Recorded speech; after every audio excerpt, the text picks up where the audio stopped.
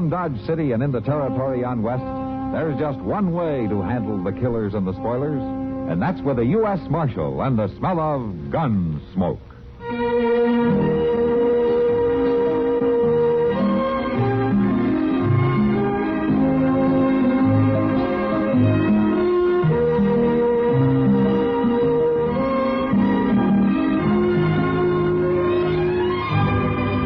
Gunsmoke, starring William Conrad. The story of the violence that moved west with young America.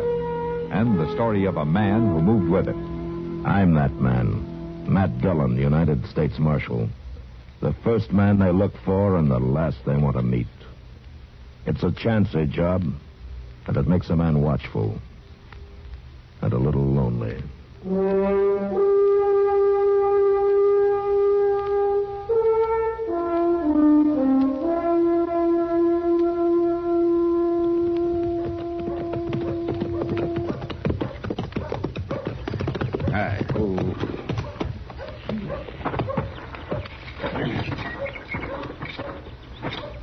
Flag Miller sure is going to be mad about all this, Mr. Dillon. I can't help that, Chester. He's coming up the street right now, somebody's man. Yeah, I see him.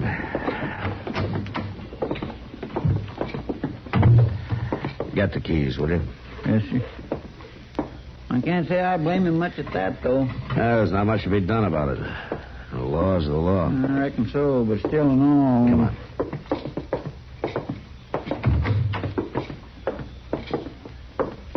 That you, Marshal? Yeah. When am I going to get out of here? Right now, Grody. All right, unlock it, Chester. Yes, sir. So you finally come to your senses, huh? I didn't decide anything one way or the other, Grody. It's a court order from Judge Bent. Well, at least he had gumption enough to clear me. Now, you're not cleared exactly. He just ruled that there wasn't enough evidence to bring you to trial. There wasn't no evidence. Except for them lies Flag Miller's girl told. Now, come on, Grody. I'll give you your gun back. Marshal? All right, Flag. Just hold your horses. Hey, watch your temper, Grody. He's going to be pretty upset. He ought to be firing me the way he done. Getting me jailed for stealing cattle just on the say-so of that old maid daughter of his. Marshal, do I understand right? Are you turning this young cattle thief loose? It's a court order, Flag. Judge Bent says there's no case. No case? My girl seen him come riding in at daybreak the night them cattle was took, and he stood up and lied and said he hadn't been out of the bunkhouse. It wasn't me doing the lying, you hard-nosed old badger. You calling my daughter All right, a liar? shut up, both of you. You know, Flag, it might have helped your case some if your girl had come in and told her story. I told you why she wouldn't. She's too dang bashful to stand up in front of the public. Well, maybe so, but the judge couldn't go on hearsay. You call that justice, do Under you? the circumstances, I do, yeah. Chester, you get Grody's gun. Okay, sir. Well, I got another name for what you're doing, Marshal. Is that so? No, thanks, Chester. There you are, Grody. Much obliged, Marshal. I call what you're doing aiding and abetting an outlaw. What are your plans, Grody? I don't know. Hire on at some other ranch, I reckon. Ain't a rancher in Kansas that's going to take on a branded thief, and I'll see to it that they know all about you. Flag, you better rein in that mouth of yours. All right, take it easy, both of you. He shuts up, he won't be bothered. Yeah, but he's right, Grody. You're not going to find a job around here. I wasn't convicted. You weren't cleared either. You telling me to ride out, Marshal? You think of a better idea? Maybe you're right. And maybe I don't care to live around this big-mouthed bull snake anyhow. Maybe I will ride out. And good riddance. You've been lucky, Flag. Real lucky. Don't push it too far. I catch you within 10 miles of my place, I'll put a bullet through you on sight. All right, that's enough, Flag. The kid's leaving. There's no call to get mouthy. I'm just warning him. Now, you want to get going, Grody? Might as well. I guess you treated me as good as you could, Marshal. Thanks. Good luck, Grody. So that's the kind of law we got here. Pat a cattle thief on the head and wish him good luck. If he is a cattle thief. Are you doubting my word, Marshal? Judge Bent doubted it. Judge Bent. You and him's hand in glove. Coddle him. Give him a nice warm cell to rest up in. Then hand him back your gun. Send him out to do it again. Maybe it's about time some of us made some law of our own around Dodge City. Don't try it, Flag. Wouldn't be the first time a rope and cottonwood limb cured a man of stealing cattle. Did you hear me? I heard you. And I hope you heard me good. For your sake, Flag, I hope you heard me real good.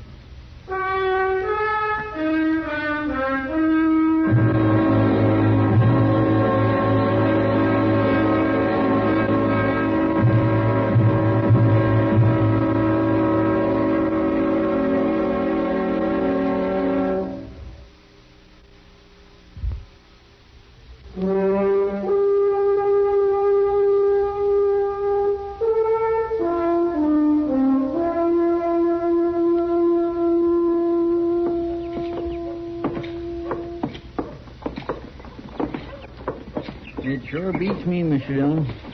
It's like them cattle just disappeared into thin air. Well, that's awful rough country south of Flag's place. Must be 100 or more draws and gullies where you could hide 50 head of stock.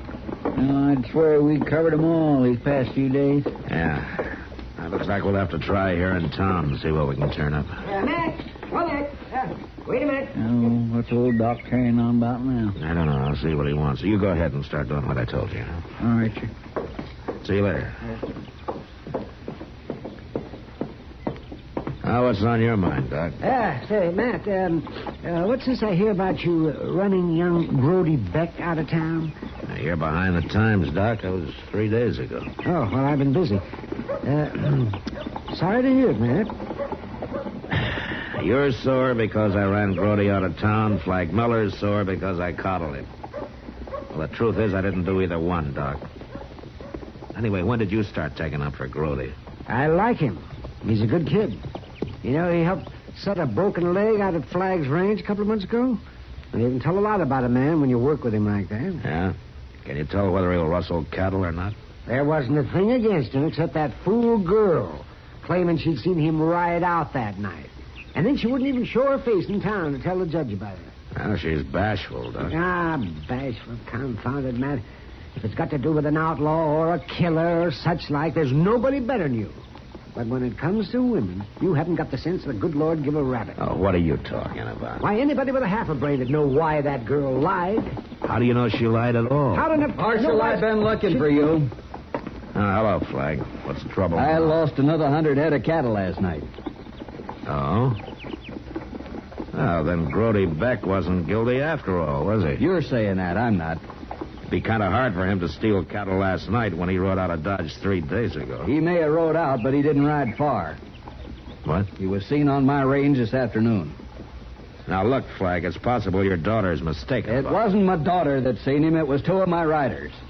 Or maybe you're claiming we're all a bunch of liars. I know that boy, Flag, and he's not a thief. Why don't you stick to doctrine and leave the law to them that can handle it? Suppose you take that advice yourself, Flag. Marshal, I already seen what they expect out of you. Leaving it up to you and Judge Benz cost me another 100 head of stock. So now I'm aiming to use some of my kind of law. There's only one kind of law here, Flag. It's got nothing to do with some riled-up, brainless mob. It's got nothing to do with much of anything, as far as I can see. They may be slow sometimes. And they may have loopholes. Temporary ones, anyhow. But you know, it's got one thing that your so-called law never has. It's got a margin to take up the slack. That chance to back up and change a mistake before it's too late. Brody Beck's had all the margin he's going to get. That's no proof that Grody took him. And just what was he doing on my range? Well, it's just possible he was looking for some way to clear himself. But I'll know that when I find him and talk to him. You better find him in a hurry if you're aiming to talk to him. I better find him able to talk, Flag. If I don't, it's going to be the sorriest day of your life.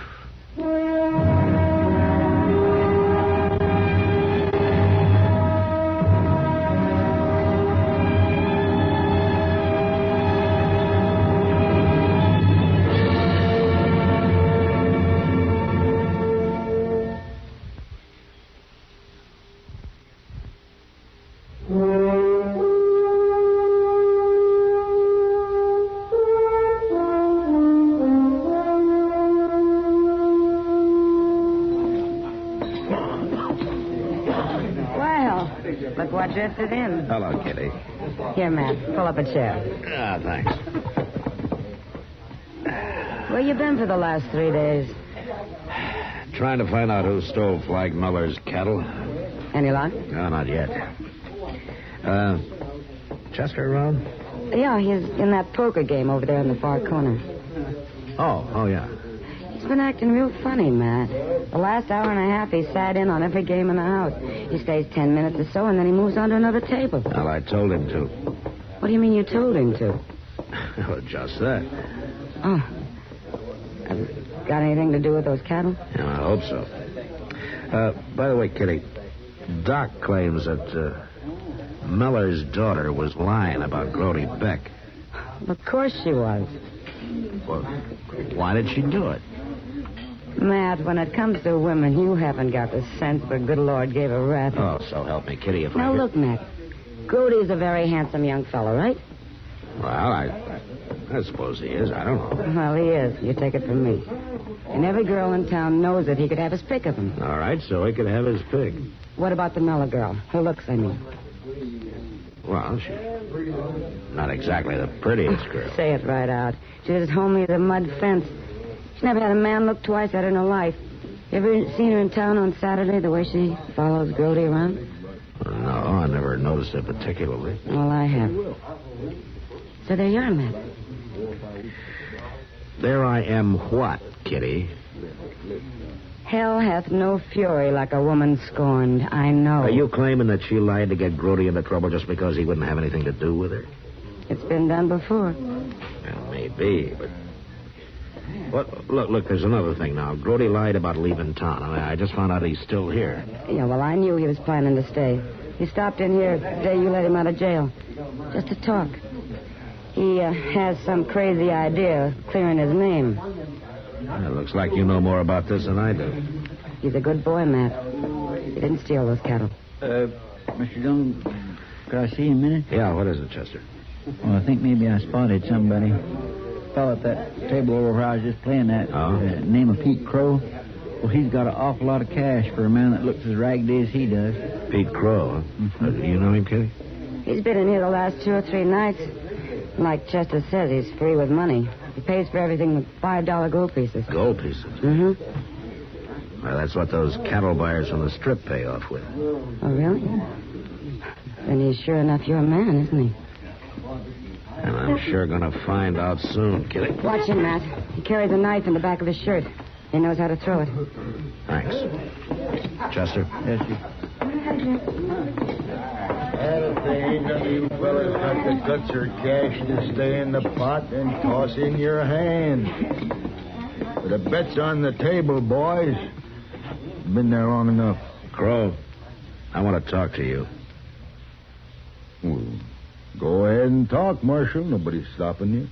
Let's move into that game room at the end of the bar there, huh? Sorry, I'm too busy right now. Chester, will you step behind him and take that knife out of his shirt? Yes, sir. Keep your hands on the table, Crow. I got it, Mr. Dillon. All right, Crow. Get on your feet.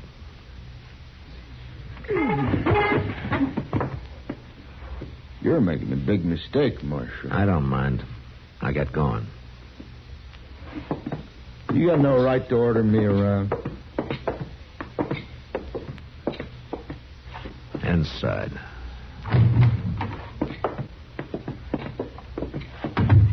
What do you think you're doing anyway? I want to know where you got that money you've been tossing around. I figure that's my business. Sure. And your business might be cattle rustling. Got proof of that, have you? No, but I got a good hunch you're the man I've been looking for. The law don't convict nobody on hunches. No, but Flag Miller probably would. What are you talking about? You got a choice, Crow. You can tell me the truth and take your chances in court, or you can walk out of here and explain to Flag Miller where you got that money. You know what he'd do. He wouldn't do anything if you got a good explanation. If you didn't steal his cattle. I wouldn't have a chance. He'd know right off. He'd lynch me, sure. I'll tell you, Marshal. I'll tell you all about it. Okay, start talking.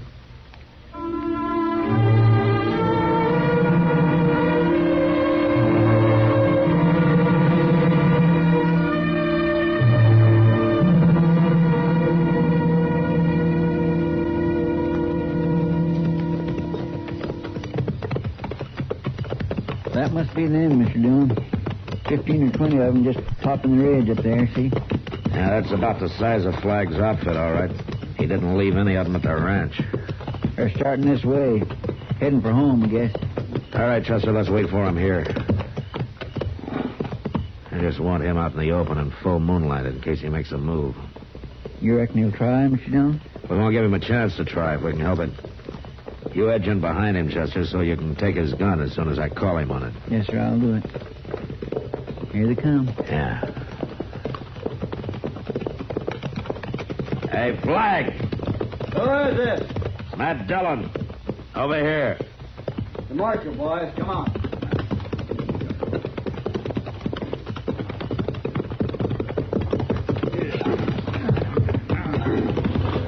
You're riding late tonight, Marshal. No later than you are. Well, me and the boys been out hunting cattle rustlers. That right, boys? I've been hunting the same kind of game, Flag. Now, what's more, I caught one. You what? We rode out here to pick up his partner. Whose partner? Who are you talking about? Your foreman there, Flag. All right, don't try it, Hawkins. I'll take that gun, Hawkins. What are you trying to pull? Are you claiming my own ranch foreman was partners with Grody Beck? Grody Beck wasn't in on it. It was only your daughter's wild story that tied him in the first place. Hawkins' partner is a man named Pete Crow. And I got him locked up in Dodge. I ain't never heard nobody named Pete Crow. Yeah? That's not the way he tells it. And he's lying. He says the two of you would run the cattle off into the river bottom during the night. Then he'd hold them there for the buyer to pick up the next day. I tell you, I don't even know the man.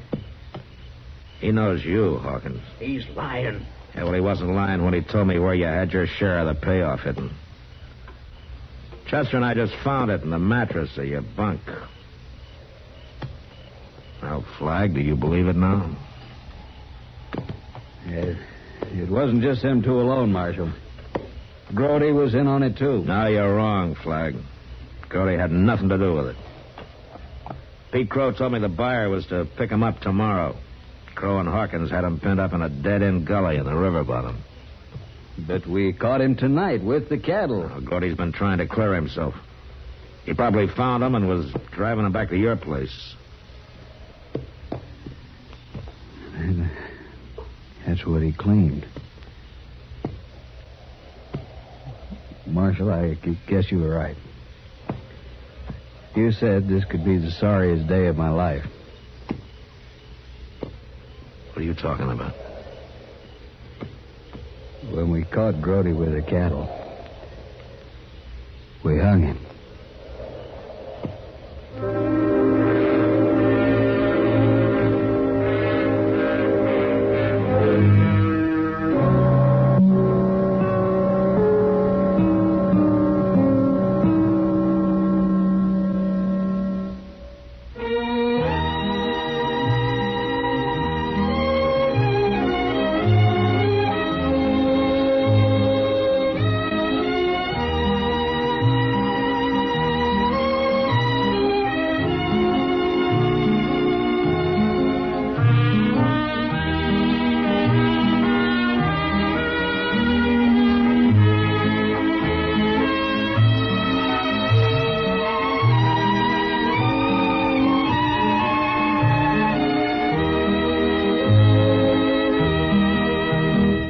Gunsmoke. Produced and directed by Norman Macdonnell, stars William Conrad as Matt Dillon, U.S. Marshal. The music was composed and conducted by Rex Corey.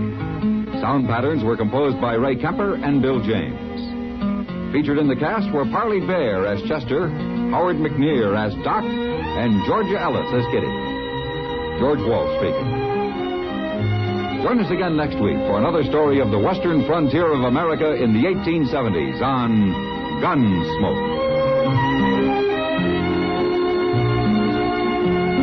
This is the United States Armed Forces Radio and Television Service.